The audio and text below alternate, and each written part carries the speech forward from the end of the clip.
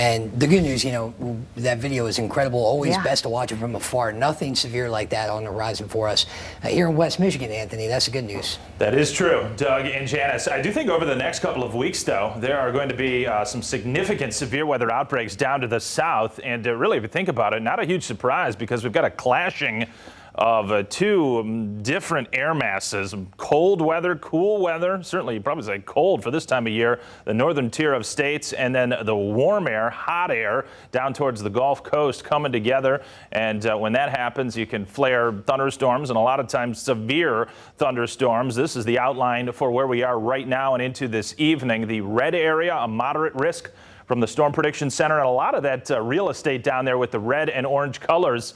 There are tornado watches in effect for the next several hours, and even a severe thunderstorm watch box out into Virginia as we speak as well. That's where a slight risk is, but obviously relegated down to the south of us. We're just too cool and too stable overhead for anything like that, even though we've had the clouds. It did get about 1/10 to 2/10 of an inch of rain overnight in some locations. Not everybody saw that much, but we will not be picking up that kind of rainfall tonight. Despite the green colors showing up here, the majority of this not reaching the ground. Could there be somebody out there watching me right now and getting a sprinkle?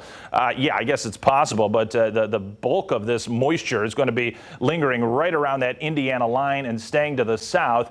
One area of low pressure, this is the one that brought the showers late last night, moving downstream and away. There's actually another area of low pressure coming out of southern Missouri and riding extreme southern Illinois into Indiana, but the northern extent of that precipitation really is not going to come much further northward than it is right now. Now, having said that, yeah, you go down southward towards, say, Cass County, St. Joseph, Branch counties. May you get a few sprinkles here this evening? Yeah, it's possible, but really nothing significant.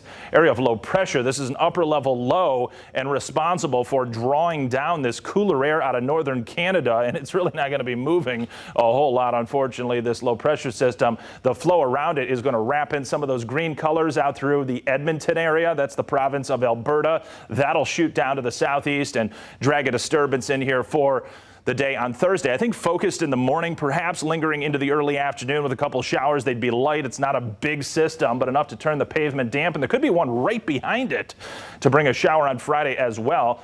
It is going to be chilly, though, over the next 7 days. I mean, really no big changes in this forecast versus what I was talking to you about yesterday. Going through this evening, mostly cloudy conditions. Could we get some thin spots as we go forth here? Yeah, it's possible. So I'm going optimistic, partly cloudy at 11 o'clock, but that could shake out mostly cloudy as well. Temperatures in the upper 40s to a lot of locations low to mid 50s at this point. Keep in mind the average high for this time of year, 66.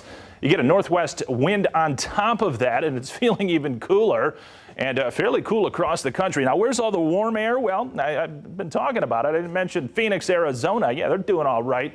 How about New Orleans? A nice humid 85 degrees. Tampa over towards Miami, near 90 degrees. Now, I'll put this chart in motion, and this is that upper low I was speaking of in northern Ontario near Hudson Bay, and it's drawing down this cooler air, and it's really not really giving up the ghost here over the next several days. So the southern extent of these green colors, these light blue colors, the signature of cool air that is going to keep us away from any surges into the 70s or 80s anytime soon.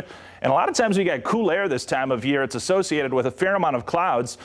It will be overnight tonight. Watch this model as it goes forth. You'll see a new batch of thicker low-level clouds start to drop southward in the overnight, and those will be impacting us tomorrow morning. So when you wake up on Wednesday morning, I think there's going to be a fair amount of clouds out there, but they'll start to yield off to the east, and I think around midday and thereafter, sunshine will emerge, but it's a cool atmosphere. So we're talking upper 50s for highs.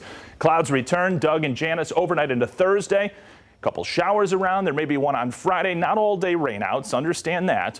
Going drier through the weekend, though. Temps remaining in the upper 50s, perhaps lower 60s by next Tuesday. All right. Thank you, Anthony. With more and more people getting vaccinated